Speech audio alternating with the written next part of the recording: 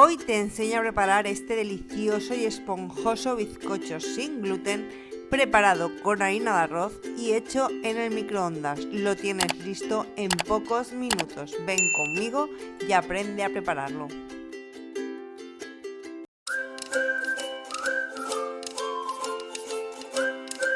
En primer lugar, colocaremos una parte de las claras en un bol grande y la otra parte de las claras en un vaso de la batidora.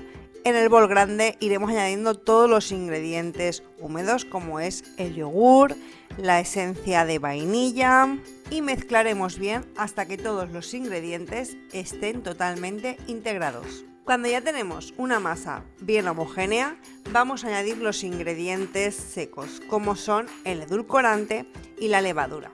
Yo en la harina de arroz voy a añadir unas bolitas proteicas de chocolate porque le van a dar un punto crispy a nuestro bizcocho. Los integras bien con la harina y luego añades esta harina con los crunchy en la mezcla anterior y lo integras todo bien.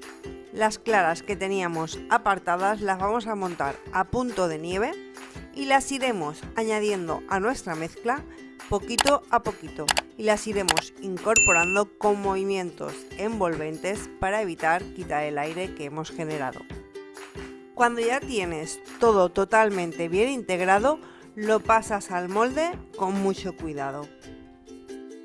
Lo llevamos al microondas y enseguida lo tenemos. Ahora vamos a desmoldarlo con cuidado de no quemarnos. Estos moldes desmontables van de maravilla. Como ves, el bizcocho ha quedado súper esponjoso. Ahora solo falta ponerlo en el plato de servir y lo vamos a decorar con un poquito de polvo de proteínas, que yo en mi caso he elegido de chocolate, pero puedes elegir el que más te guste. Así ha quedado nuestro bizcocho. Ahora disfrutarlo con un buen vaso de leche.